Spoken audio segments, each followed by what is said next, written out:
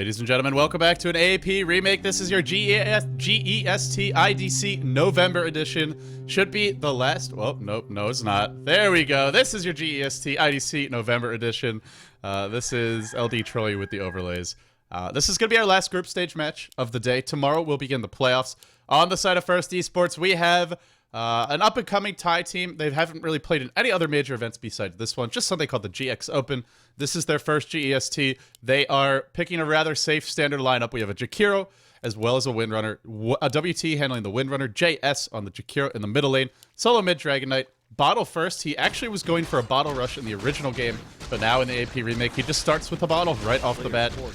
They do have a single courier. I don't see an extra one. Oh, no, he's got a flying courier. Jakiro purchased that, so we'll be seeing a lot of very early bottle crowing from him. SKZ on the Enigma in the safe lane. It is JJJ on the puck. Top lane, Deperruku comes in. These guys have picked some crazy heroes. This Indonesian squad, formerly known as Velocy Hyper, they're going for a fissure block. And yet, you can already see one of those crazy heroes. It's a Drow Ranger. It is one of the new and improved heroes in this version of Dota, and this is also an Earthshaker caught in the middle of nowhere. What an early first blood. Now Windrunner looking to maybe pay it with her own life. Maybe not. Over on the side of Deperruku. They never even let me get my intros off before they start getting kills, trading blows back and forth. Why playing the Traxx, playing that Drow Ranger? Yes, the new and improved Drow Ranger, the R can be toggled to affect allied creeps and siege units. That includes the range creeps as well. Or it can be toggled off to only affect the heroes. Everybody wants to pause. Everybody's freezing. I'm fine. That's good. Of course, I'm LD of Beyond the Summit. You may remember me from there. And also from GEST. Delighted to be bringing you these games. Tomorrow will be a much smoother stream. It will be a lot of great games. That's when your playoffs kick off. That's when the knockout rounds are going to happen, and it should be a smooth ride across the board. We'll be getting the games that you guys all want to see. Today, well, a lot of people wanted their Filipino Dota, wanted their Pinoy games. Understandable, of course, a lot of Pinoys out there in the audience, but how can you not want to watch this game? Because over on the side of NXL, over on the side of Deperruku, formerly known as Velocy Hyper, we have N playing a Slark. That's right, a Slark. Okay, that's someone we never see in competitive play. Then we have an Earthshaker. That's handled by B. Tell me we're not remaking again. Uh-oh. Okay, they're just chatting about some girl, I guess. B playing the Earthshaker. RG on a Shadow Fiend. That's something we see once in a while. Not that unusual. CP on the Rubik. And last but not least, we have Y playing, yes, Drow Ranger. So it is a Drow Ranger, a Shadow Fiend, and a Slark all on one team. Slark, you never see him in competitive play.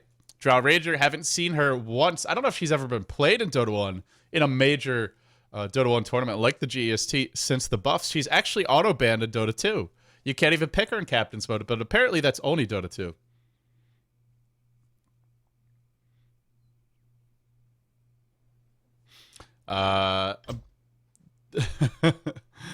I don't think they're talking about the Drow Ranger, because they were chatting about this stuff before the game started. Some rather foul language from the players, I must say. Not appropriate. So already off the bat, we have a first blood. A player's forces are under attack. It was claimed by the Sentinel. Earthshaker with the tri-lane. They're running Rubik, Drow Ranger, and Earthshaker in a tri-lane. And oh boy, Jakiro has overstayed his welcome. They know he's still here. They have realized that he's still in the river, and they are going to look to punish this. There will be a fissure block perfectly placed. No escape for this hero, Jakiro. No hero for you, they say. In comes the Ice Path, catches out too, but Earthshaker looking for the body block. This should be more than enough to bring him down. Look at that Drow Ranger, even without having her level 6, does plenty of damage.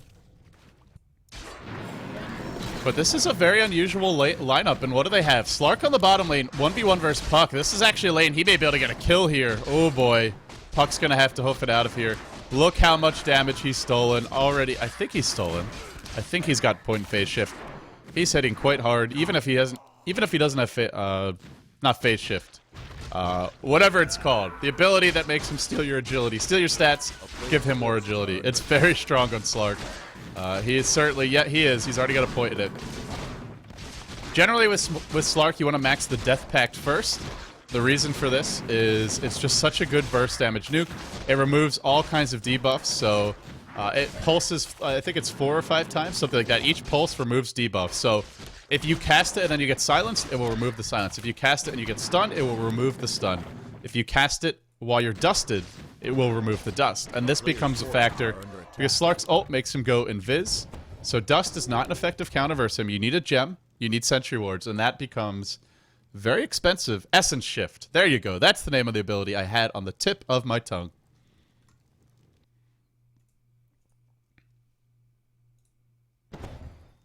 Just had to fix one of my windows, but we're back in the game. Ice Path is going to hit on Drill.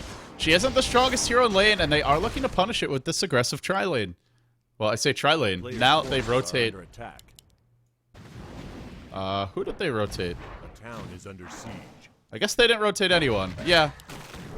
No, it was just a dual lane. It felt like a tri-lane, but it actually wasn't. It was just it's the tri-lane on Deperruku that just got caught out of position and made it look like First Esports had a tri-lane because it's so easy for them now. Puck is going to get caught. Oh, what a kill by N. Leaps forward. Puck not able to phase shift to dodge that. This is a new change with Slark as well. One of the changes to the hero is that his leap, I don't think it used to do any damage. I know even if it did, it didn't do as much as it does now. And now it does a lot of damage. So between that and the AoE nuke, you have some really good burst damage. It makes him a rather fearsome hero in the laning stage. And Puck should be able to handle the matchup, but you've really got to time the phase shifts perfectly. Over in the middle lane, we've got a Shadow Fiend. I don't have his creep score for some reason. Oh, that's annoying. That's really annoying. But, well, let's see. How are we doing in that middle lane? Dragon Knight, 10-3. Shadow Fiend, 19-8. RG is just crushing this lane. Is going to pick up a DD rune. Bottle probably coming out to him now. Yep, there's your Crow. So we do see some bottle crowing going on. Shadow Fiend, a pretty easy matchup for him. DK really can't do anything to punish him.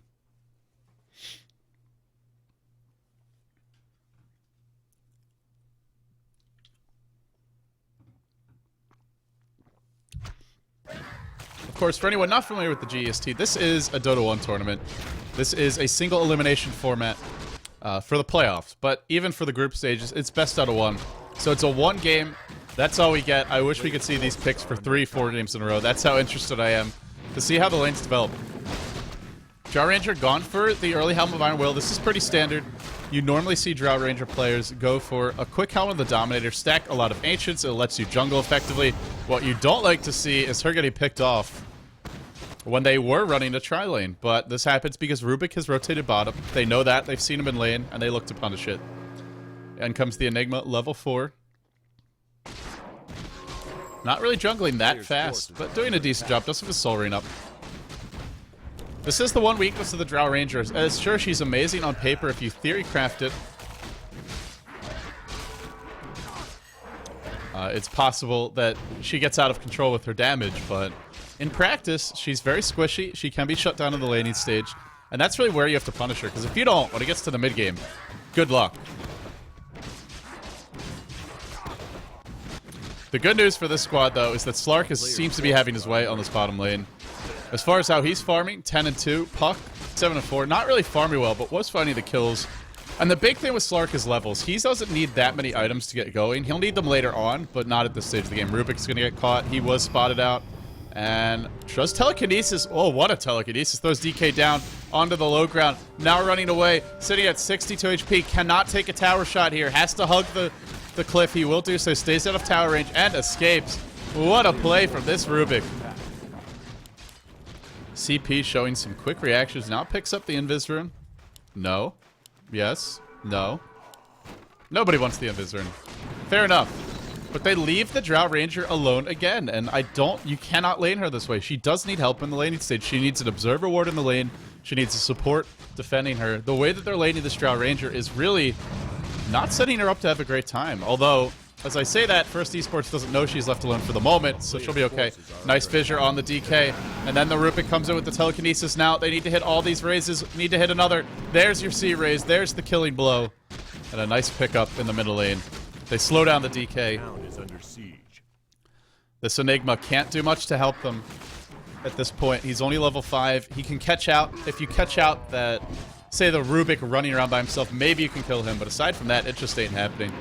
Standard build from Slark, the early Orb of Venom, so effective on this hero because he attacks really quickly. So anything that gives you an on-attack effect is going to be great once he starts stealing agility. You'll also notice he's very sustainable in lane because as soon as he gets out of enemy vision, he heals back to full health in a matter of 8-10 seconds tops. They're diving the Drow Ranger, they're bringing her low, but they can't actually find the kill. Shadow Fiend pushing that mid lane, starting to apply some pressure.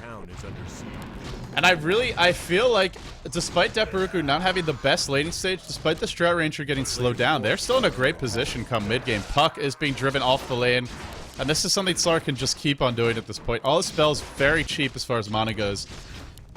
Very spammable. He's such a good hero to have in the laning stage. Once he hits 6, and now the Fissure. Windrunner tries to dive this. In comes Enigma. Has a black hole. Needs to find the opening. Black hole just for the Earthshaker. Where's the follow-up damage, though? Everybody charges in. In joins the Slark into the fight as well. Wants the Windrunner. Look at the damage he's starting to do. Already up to 63 plus 9 on the low end of the spectrum. Another leap and another nuke. Might be enough to bring her down. It will. Look at the burst damage. The roaming Slark. You do not want to get aggressive against this hero. Man fight in the middle lane. And this will be... Oh my god, are you kidding me? Shadow Fiend might die to the poison breath. Needs to bottle. No, he doesn't. 6 HP, 5 HP. I think when he actually started being able to heal up there. Man fight between a dragon and a black ethereal creature. And in the end, it's the Shadow Fiend who emerges victorious. Great play by him.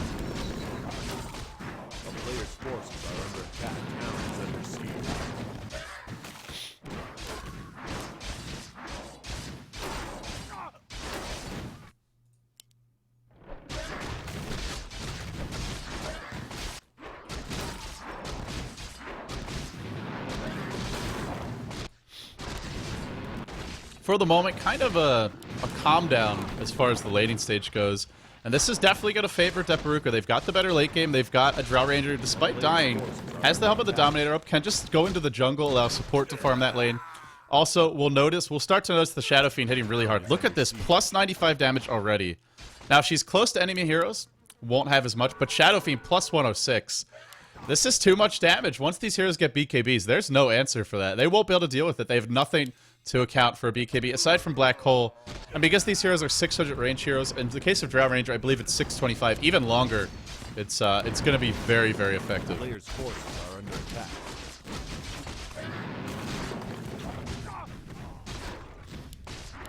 In fact, even Rubik, he's hitting pretty hard. Look at that, plus 23. This is a composition that just allows them to farm freely. Slark coming in. Look how quickly he moves with the phase boots. Pretty much a haste turn for him permanently. Able to move from camp to camp very quickly. Pretty elusive. And they go top lane. They want the Drow Ranger. They will bring her down. All that damage won't help her against this amount of nukes. But in comes the Slark.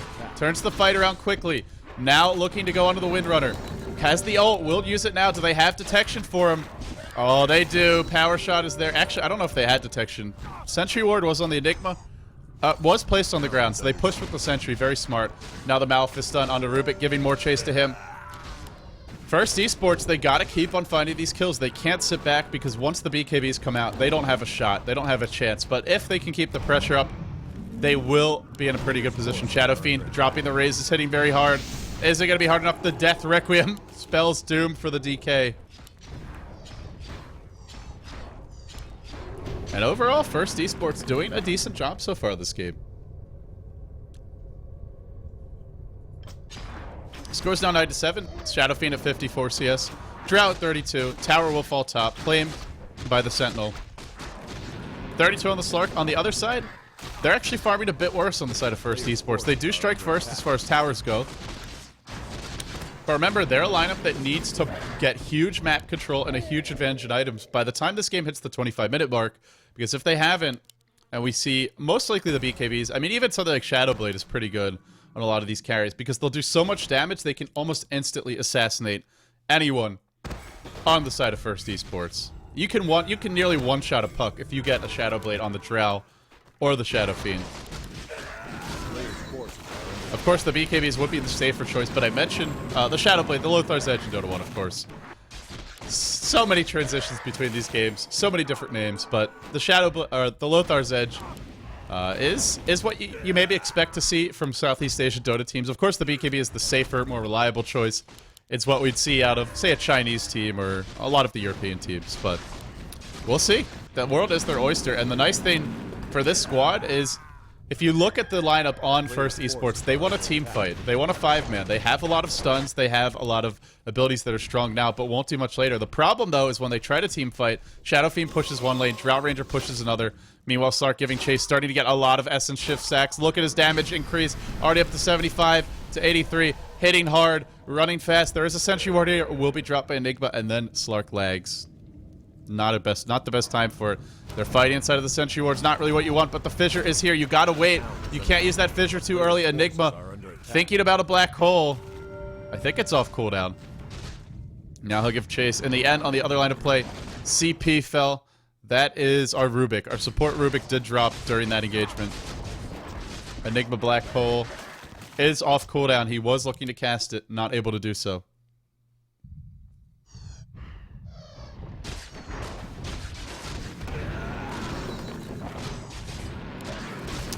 Score is now 10 to 8 in favor of the Scourge. Shadow Fiend dropping pretty low. Trying to run away here. What will he go for? He spent some of his gold. Want to see what it is on the courier. No? Maybe not.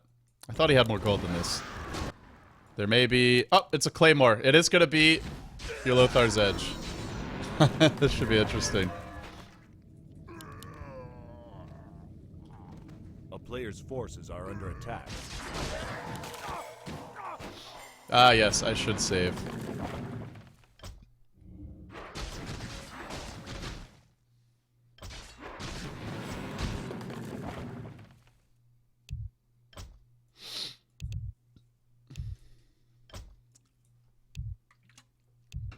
And of course, right as I go to save, a team fight breaks out. Well, what can you do, guys? What can you do? Macro Pyre doing a lot of damage on the bottom lane. Oh boy. Jakiro dropping low. Rubik giving chase. Everybody on First Esports barely surviving. Now the Windrunner looking for the Earthshaker. Throwing out the power shot. He will dodge away from it. Earthshaker dropping incredibly low. He will fall in the end. Oh, 3 heroes now fall on the side of Deperruku. They are trying to push this top lane.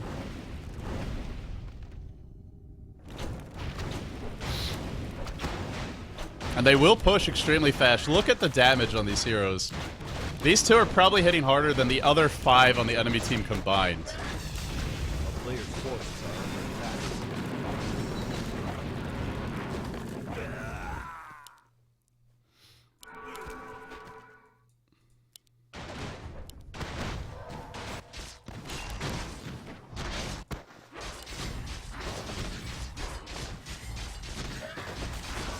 Shadowblade is up already, or the Lothar's Edge on the Shadow Fiend. It's coming soon. He's going to be hitting exceptionally hard, and that's where we can start to see him just walk in and assassinate instantly a hero like Jakiro. Pretty much anyone on this Sentinel side will die to a single Shadowblade auto attack. Maybe it takes a raise or 2 after that, but that's it.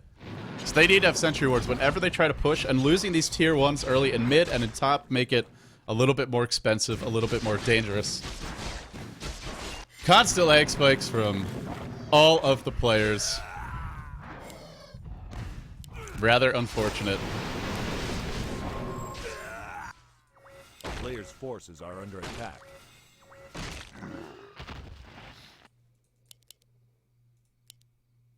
Force staff up on the Windrunner. Bottom lane. 3 heroes grouped up. They want to push. But it's not easy to do so. In comes Enigma towards the middle lane. Now the Lothar's Edge is up. He's just constantly dropping sentries wherever he goes. This is what you have to do. Otherwise, Shadow Fiend could just start to assassinate any hero he would like on your team. Aside from the Windrunner, she would probably be okay with the Force Staff. Slark is going to roam in. He walks up the cliff. Nobody has vision of this. Looking for the opportunity to get a kill mid. Shadow Fiend might look to go in.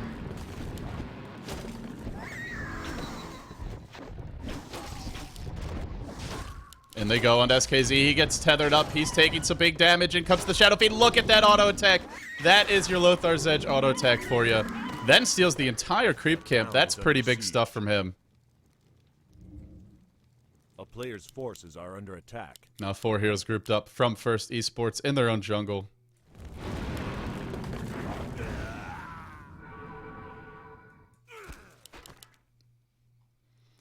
Shadow Fiend just pushing, and this is exactly what we talked about Deperruku wanting to do, is get the early Lothar's Edge.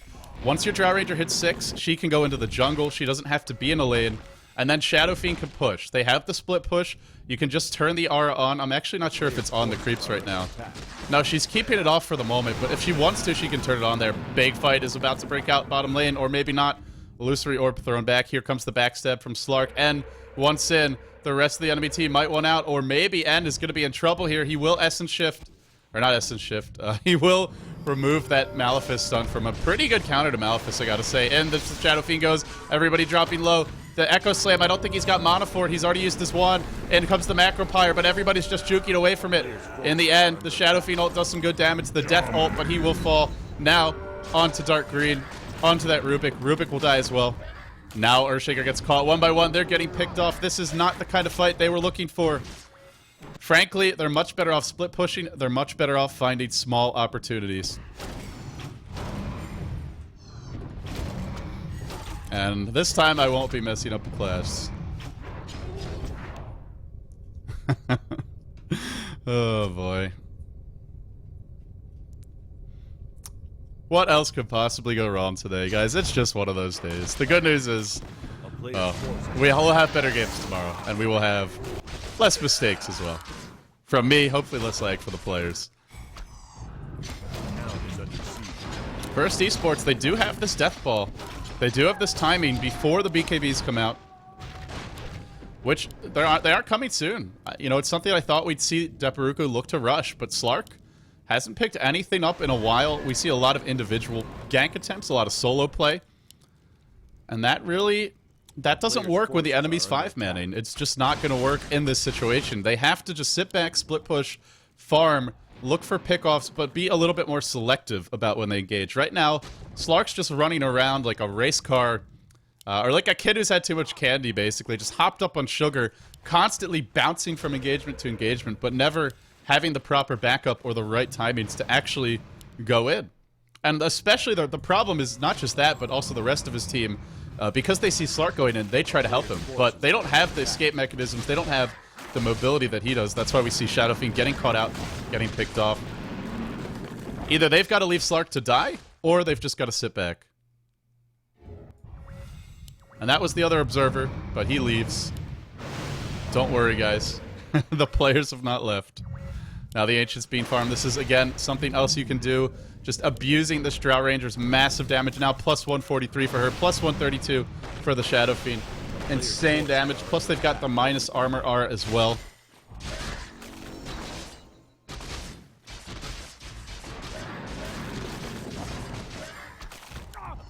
Here comes the push mid. It is a Dagon up. This is why you need your BKBs. Just another reason. There's already a lot of nuke damage. Now they're going to get even more nukes. They're going to punish you for not having them. In comes Earthshaker, looking for the enchant totem, dropping low. A couple of heroes. Slark, the Dream Coil out of view. Look at the Shadow Fiend just melt. He needs a BKB. He doesn't have it, and he is being punished. Enchant totem, but then the black hole. Now stolen by Rubik, but Rubik gets caught. Does the black hole, but what can he do with it? Counter black hole on a few, but where is the backup? They're all dying. They're all getting picked off, and that black hole might be stolen, but you need something else to combo with it. You need your Drow Ranger to fight with the team. If you're going to 5-man, if the enemy team's going to 5-man and you're going to try and fight, you have to have your whole squad. Ideally, you don't fight. Ideally, you split push, but if you're going to fight, she's got to be there. So either the TP was on cooldown, the team wasn't on the same page, whatever the case is, Deperruku is just not executing their lineup the way they should be, and it's a shame because they have a pretty amazing lineup on paper. I love their picks. I love the strategy. I just feel the execution leaves a little bit to be desired right now.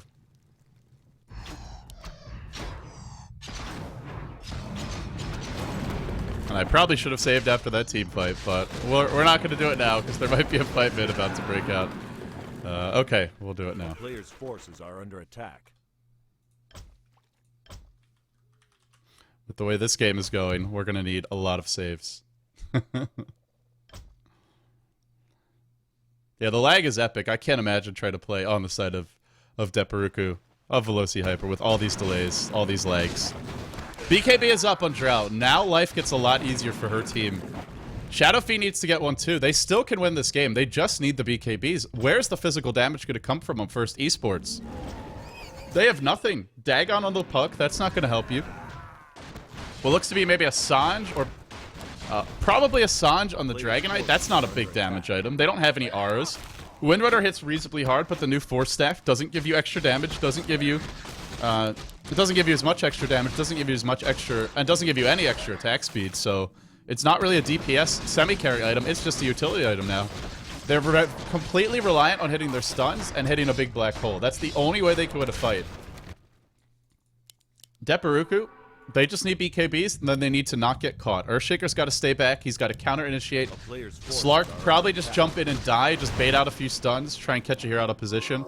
That's how this squad wins a team fight. And because they don't really have reliable answers for the BKBs on the other side, they can completely break the game open. So this is still a game that Deperruku can 100% win if they play it properly. But the execution and perhaps it's the lag coming into play have just really prevented them from doing it.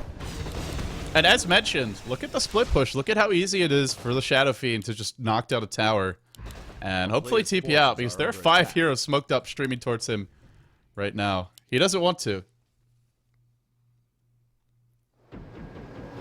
Tier 2 will fall top. Meanwhile, everybody smoked up in the river on the bottom side of the map.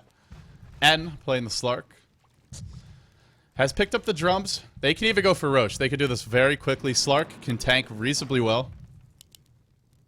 And it will drop in a matter of seconds. Drow Ranger can tank it too with her lifesteal.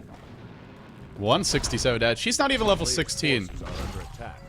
I don't know if anybody remembers the patch changes, but I believe the way it works now is you get plus 60 damage at level, or plus 60 agility at level 16. It's 15, 30, and then plus 60. So getting level 16 quickly in Drow Ranger is massive. And she is abusing a Dota 1 glitch where you can actually Roche from the high ground. They go into Shadowfiend. He will get caught. He will get brought down very quickly. And that's going to end the Roche attempt. The player's forces are under attack. Unfortunately, the Shadowfiend just in the wrong place at the wrong time. Now, this might be a Roche going the other way. This would be big for first Esports. This allows them to really force a fight. Fissure, actually, maybe not where they want it to be. Are they going to try and commit to this one? Slark could maybe leap in and try and steal that Aegis of the Immortal, but they just give it up. They back off. Tier 1 top is being pushed. Let's see if we have a moment to save here. It looks like we do. A player's forces are under attack. Oh, maybe not. And I just realized I messed up my video in-game. We'll have to do it later. No save, because I do not want to have a huge team fight breaking out and be saving in the middle of it, so hopefully nothing happens. Sorry, guys. My hotkey to open up the menu is the same as the save hook. The hotkey that turns off video. So now we can save. They get a tier 2. Let's do so now. Okay. Player's forces are under attack. Here we go. Oh, this is a hard day for me. I don't have much sleep. I have not cast Dota 1 in a long time. Nobody has cast Dota 1 in a long time, really, as far as English casters go. Even Godz. Even Godz hasn't done much. Middle lane, the gem is up now on the puck.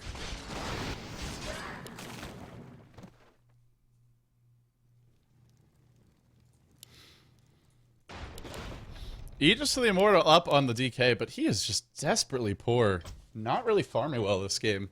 Yasha complete on Drow. I really think this game is starting to favor Deperruku, despite giving up the Aegis of the Immortal, despite being a bit behind, it seems, as far as map control. They have so much damage that really all they need is to not get caught by a black hole, to use their BKBs, and they just win the fight. Like, you're not killing her with, they don't have damage on the side of first Esports. They still don't. DK's up to 2.5k. If he gets big, then they can maybe deal with them. But until that time, there is still a glimmer of hope anyway. Is there a BKB coming soon? And there is. Shadowfiend's about to complete his BKB.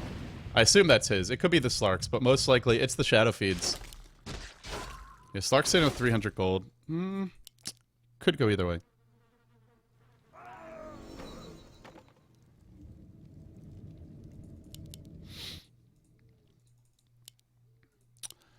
has there been...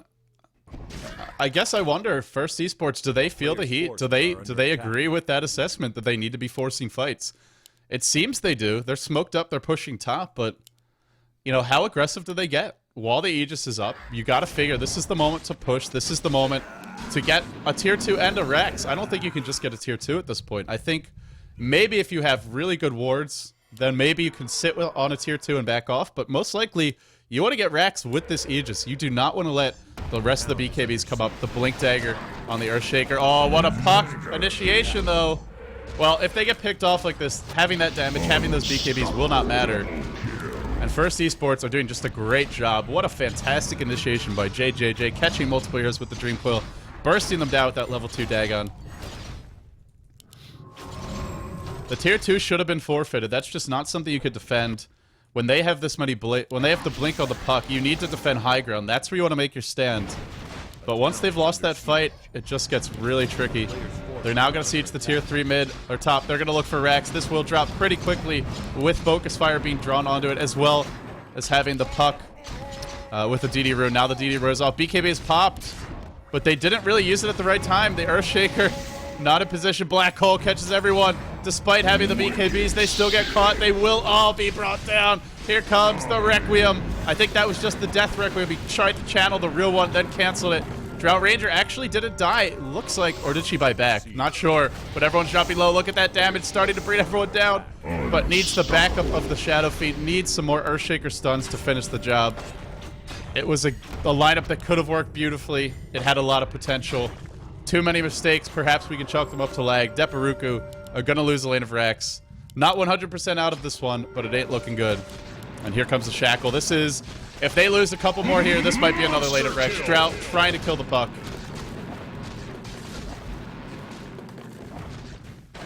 Players' forces are under attack.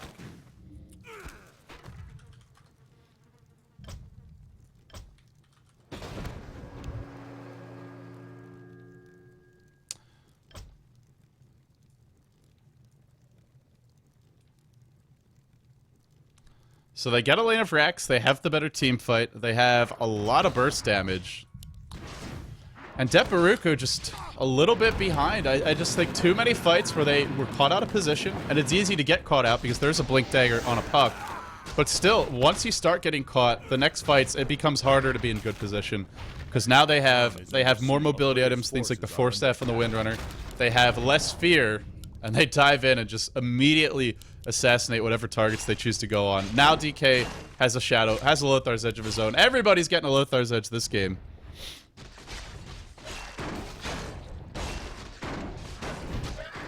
This is only day 1 of GEST. The real fun begins tomorrow, of course. This will be our final group stage match on this stream of the day. First Esports facing off against Deperruku. But tomorrow, the fun begins. That's when we have our single elimination playoffs. A grueling, unforgiving format all the way until the grand finals.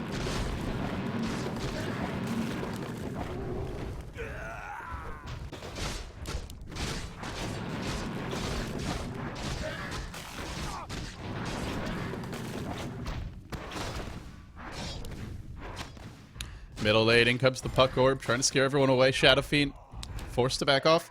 He does have his BKB now. Is... oh, it's on a 9-second charge. He did use it last fight, but didn't really accomplish much. Drow, what do you go for now? I think you just go for raw damage. Manta style not going to be too effective against all these stuns. Once your BKB's down, you're dead. So you might as well just go for maximum damage while on BKB for him. Manta doesn't really give that to you. Manta, what it gives you is a bit of utility, a bit of pushing power, removes things like silences. But you already have BKB for that. So go for straight for your Daedalus, straight for your MKB, or your Butterfly. Something big that just gives you maximum possible right-click power. Slark is about to get caught mid lane. In comes an Invis, Lothar's Edge, Dragonite, and this is going to be... not a gank. No idea why he didn't go in then, but now he does. Oh, well, Puck is here, so maybe that's what he's waiting for. Look at that Dagon. Dagon Puck, godlike, 11, 3, and 7. Finding the pickoffs. Now going for the Ethereal Blade. Level 3 Dagon, soon to be an Ethereal Blade. And this is what we see from our Queen of Pain players, oftentimes, late game. BKB from SKZ. What is he? Is he going for a low ground to high ground? Black Hole? He must be. Isn't going to work in the end, though. Now the BKBs come out. Echo Slam, huge Echo from the Earthshaker, who did match Farmer's BKB. Look at the team fight. Look at the damage of Deperruku. Quad kill in a matter of seconds. This is the comeback I was saying. This is the level of damage they should have been able to deliver earlier. Finally, they get it on the back of a massive Blink Echo Slam by Deperruku. All is not lost for this Indonesian squad. It has looked real bleak for them at times. There was a buyback from Dragon Knight. What a wombo combo that was. Yikes. I saw about 30 people in the chat calling GG, saying these teams are noobs, saying Deperruku don't know what they're doing. Clearly they do. Clearly they know what they are doing. And the beauty of this lineup is once you win a fight, you push real fast with the drought. Having that global aura, you see it is turned on to the creeps now. Its range attacks will deal more damage. Obviously, it improves your catapult damage as well. And then they go mid. They got to be careful on the side of First Esports. They are all about fighting as 5. They don't want to get picked off. They don't want to fight 1v1 like this. Puck, 1 raise, 2 raises. Oh, the second one would have killed him. But unfortunately not able to land. Now the BKB is here. They're going to pull back in. The Dragon Knight. Dragon Tail is stolen. There is a black hole. There's a BKB. Macro Pyre brains down the Shadow Fiend. Turns that fight around. And I think it's time just to get out of here if you're Deperruku. You do not want to lose more heroes.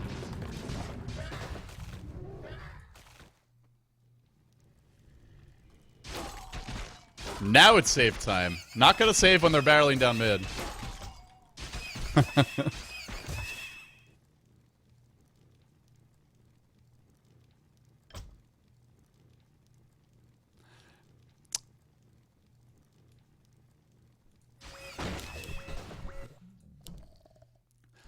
Ginsu's Scythe of Ice is up on WT, getting the more disables, more lockdown. And the one issue with the BKBs, as good as it looks, is when they're on cooldown, these heroes will just die. They cannot stand against all the stuns, all the nuke damage. They rely entirely on their BKBs to win fights. If they get enough damage items, then, well, they can do more in less BKB duration, but it's got to be a bit of an issue. Let's check those BKB durations right now. What do we have? Well, Drought Ranger is a Mansa style, so has managed to complete that. Now down to an 8-second duration, still pretty healthy.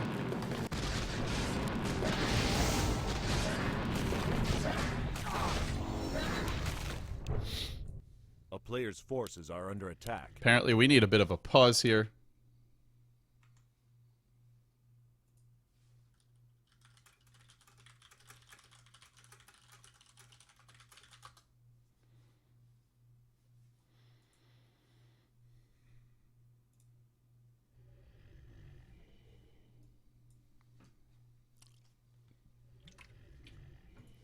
So let's try and take stock of this game and figure out what's going on right now. A big turn of events for Deperruku. All of a sudden the game looks a little bit more even, a little bit more... I would still say First Esports should be able to take this game if they can just avoid getting caught by the Earthshaker. That is the only real initiator. And it would help if someone like a Dragon Knight had a BKB. Just to try and stun the Earthshaker, try and charge in and lock him down, or at least drive him away. But aside from that, First Esports, it's just a matter of not all getting caught by that E-Assault. If you do, then you're in trouble. Otherwise, you can instantly kill off all those supports. Shadow Fiend and Drought Ranger are strong, but they're not overwhelmingly strong.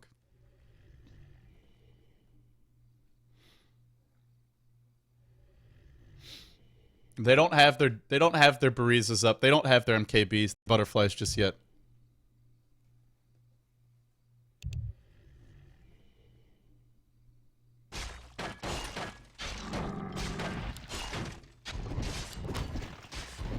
We will resume this game, guys. First Esports. Well, has there been any progression as far as items for this Dragon Knight? He was sitting on about 3k, 4k gold. He bought the Lothar's Edge, and that's been it since then. It is the standard build in Southeast Asia Dota 1 to get this Lothar's Edge. It's just not. It's not really the ideal choice because of where they were in the game. They needed to go high ground. They didn't need a ganking item like this. They didn't need a split pushing item like this. What they needed was something that just helps them go head on into the team fights. The BKB, the Assault Cuirass, because he went for this ganker item and then they try to push because the item choice doesn't fit the strategy, they find themselves really having trouble breaching high ground. Even with a pipe, even with, you know, not that soon, but eventually an Ethereal Blade. Puck, after taking all that physical damage, I think realizes the Ethereal Blade might be a bit gimmicky. It's going to go back for a plate mail, probably into a Shiva's Guard. That will help them against these physical damage dealers.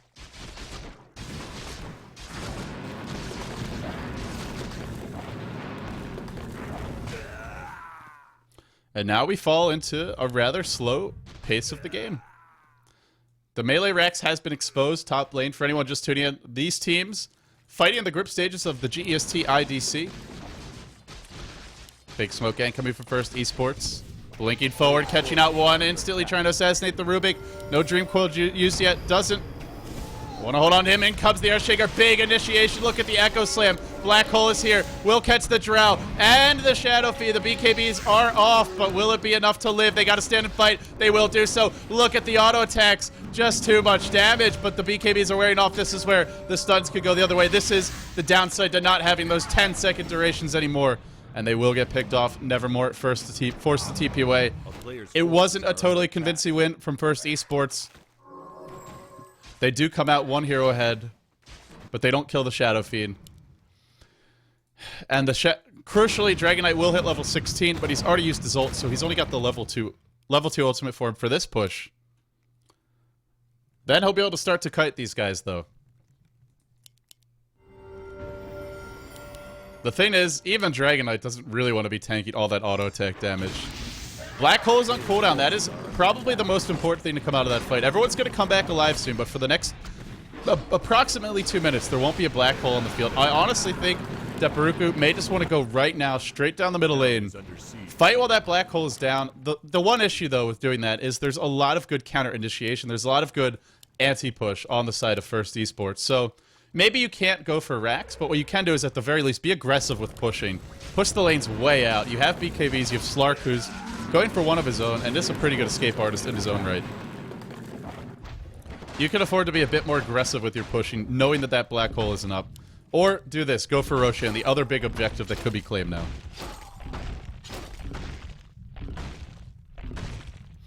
Slark? Well, I say go for Roshan, but that is... that's not... He can't solo it, obviously. He needs the Shadow Fiend here. Shadow Fiend wanted to farm mid. This buys time for everybody to respawn on both teams. And now we'll have a 5v5 Roshan clash. Although there's no Black Hole, it's really dangerous to fight around this pit up against so many AoE stuns. And if they're forced to use their BKBs early, that means they won't have them later on. Rosh is dropping quickly. In comes the Lothar's Edge. Dragon Knight, he's going to go to work on Slark. Slark is rather tanky, though not the easiest kill. He now leaps away.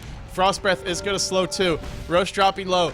Windrunner going for the shackle shot. Going from Rosh to Drow, attempting that, but of course the spell shield is going to block that attempt. Now the BKB is. Who is she going to focus? She's focusing the Dragon Knight. That was a big fissure. In comes the Enigma. No Black Hole on him. It's just it's scare tactics. In comes the Earthshaker. Blinks in again with the Enchant Totem. What sensational Earthshaker play. Drought Ranger drops low. Roshan has not fallen yet. It's sitting incredibly low. Windrunner's found herself up on the cliff. I believe Forstaffed herself there. Now the Puck trying to do some damage. Ice Path was stolen by Rubik. Tries to use it to get away. Roshan now being aggroed out of the pit. Earthshaker looking to be able to jump into this fight again. Fissure from low ground to high ground, catching 3. And the Enchant Totem to follow. God, he is doing work. Slark is bringing everyone low. In the back lanes of play, Windrunner does find a kill on the Rubik. Now going back, trying to focus the Slark down. When the BKBs end, when the carries are dead, there's just not enough follow-up on the side of Deperruku.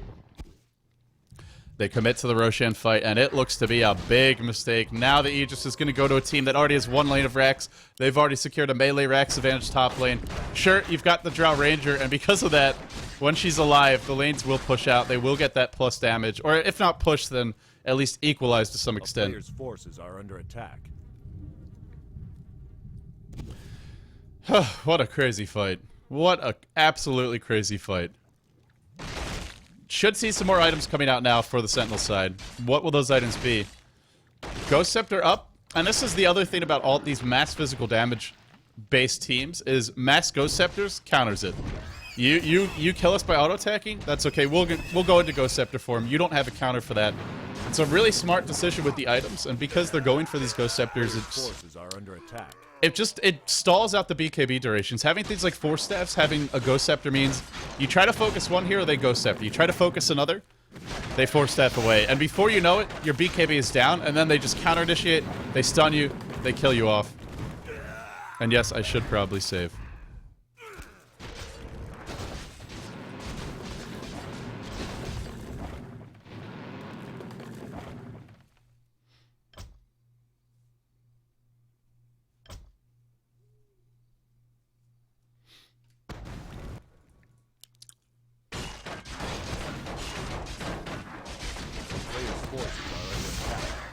Dragon Knight is finally starting to accrue that pile of gold. Is there anything on the courier? I think he's going for a Reaver now, maybe a Hyperstone. Assault Cuirass would be very helpful against all this physical damage. Armor, stacking up that armor, not only on your hero, but on the rest of the team, will make the difference. Deperruku basically just looting the Roshan pit, trying to find if there are any goodies in here. There's a TP, or maybe not. That might have been a poor man shield, a wand, whatever it was. Gems now up for both teams. They're going to look to make a move on mid. This could be a big fight. There is a black hole up, though. It's come off cooldown. During the interim, Shadow Fiend will Lothar's Edge away. Now in the bottom lane. Drow Ranger posting up is going for the Daedalus now. Or rather, the Lothar's Edge. They're going to catch out the Knight Davio. They catch out the Dragon Knight. Can they bring him down? Look at that physical damage. This is a hero with 23 armor, and he is just melting so incredibly fast. In comes Windrunner. Dragon Knight will fall. Remember, he's got the Aegis, though. He will come back to life. Manting to try and get out of the black hole, but it catches everyone. Traxx in a lot of trouble. Drow Ranger now gets shackled. Beautiful shackle and the focus fire. In comes the counter initiation. In comes the Earthshaker. The damage already done, but Shadow Fiend hasn't been dealt with yet. Looking for a raise. He's cleaning house. He is absolutely wiping the floor with these guys, except he's not really. He only killed the Enigma, and I thought he killed somebody else. Maybe not. Maybe I'm just crazy. Oh, this is why. I forgot to switch my mini-map. That would make life a little bit easier for me as a caster. 4 heroes now barreling down mid, looking to get racks, and I think they should be able to.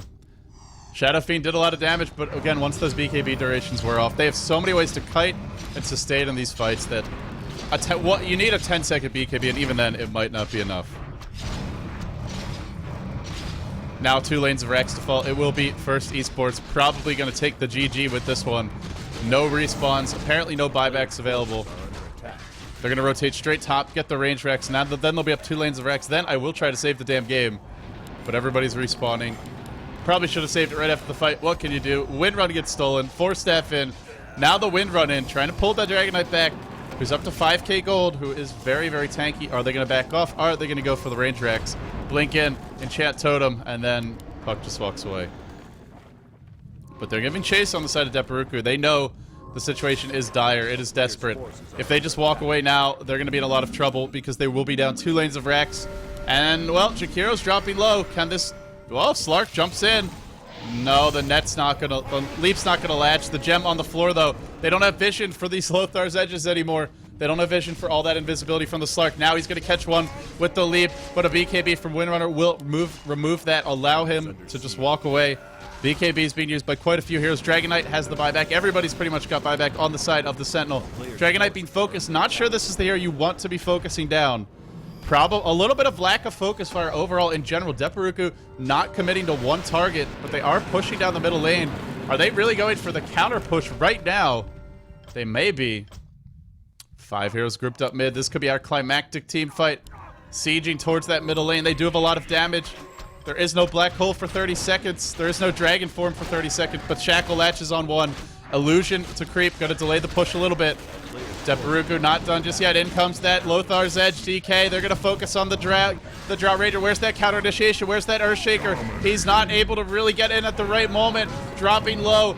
Drow Ranger will fall to start the fight up, but they still have the Shadow Fiend, who unfortunately cannot deal with Windrun. Now the orb comes through. He'll dodge away from that. But now Dragon Knight on the chase. I think the drum charge might have been used. He's moving real fast. That is one speedy-ass dragon.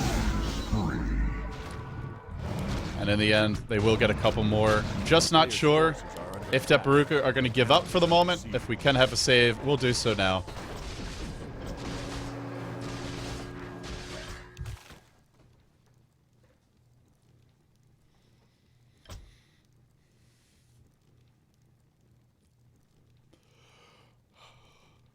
What a ridiculous game. 63 kills.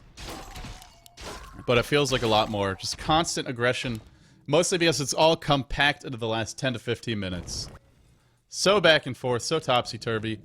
Deperruku, the issue is lack of item progression. They just haven't farmed. They have a lineup that can farm insanely quickly. A Drow Ranger, once she hits level 6, she could easily have 3 tier 4 items, if not more by the 43-minute mark. If not a maxed inventory, she can almost farm as fast as a hero like Anti-Mage. She's not as mobile, but she can stack Ancients with the early helm of the Dominator. She can clear those Ancients really quickly with the damage. And because she attacks so hard and hits so fast, it doesn't matter that she's not mobile. She still kills things incredibly quickly and can almost keep up with heroes like Battle Fury Anti-Mage, like the old Lycan. But that's if she doesn't die, that's if she's not forced to buy back, that's if she's not running for her life half the game, and she was forced to do so this game. So that's why we don't see a Chrysalis up right now in her. The Shadow Fiend, the same issue with him, a great flash farmer, a great mid-game powerhouse, but went for the early Lothar's Edge, then really needed a BKB. By the time he got it, the damage was already done to some extent. They can still win, they're not entirely out of this yet, but it gets real difficult. It gets quite a bit more tricky.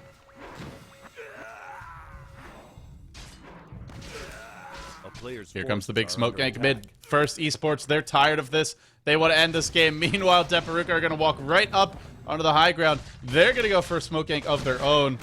Oh, if First Esports reveal themselves now, this could be a bit of trouble. Dragon Knight does have the... no R's that will affect the creep, so they won't be spotted even if they're watching. They're going to go for the range Rex. Smoke gank into the range Rex. Now they're all revealed. Fortunately for them, Deperruku is nowhere in sight, but they will most likely beat a hasty retreat back towards their base. The smoke gank ends, but First Esports, the fun continues. A town is under siege. Here comes the Sentinel heroes charging towards the middle lane. Both teams kind of an armistice for the moment. Windrunner just insanely farmed. Another 3k gold up on hers. Dragon Knight bought anything. He hasn't spent his gold in a long time. No, he bought back. Or he's got something on the courier. Nope, he bought back at some point. So he has really no item. No items to speak of. 1.8k. He's going to charge in. Lothar's Edge to start this fight off. Goes into that dragon form. Where's that BKB? He doesn't get it off in time. But he will be thrown away, and then BKBs. Now the black hole not catching really everyone. Drow Ranger is chopping away at this Enigma on the sidelines. And will it be enough? Manta's out of some of that damage, but it's a big macro pyre, and Windrunner is the one who's just tanking forever and a day. Dragon Knight's too big. They're all falling down now. And once you start to lose these fights as Deperruku, you don't turn them around. This should be most likely our GG. I think this might be the end. Do they have buybacks that might allow them to survive for a few moments? Earthshaker blinks out. He will TP to safety. And now it's time for yet another save.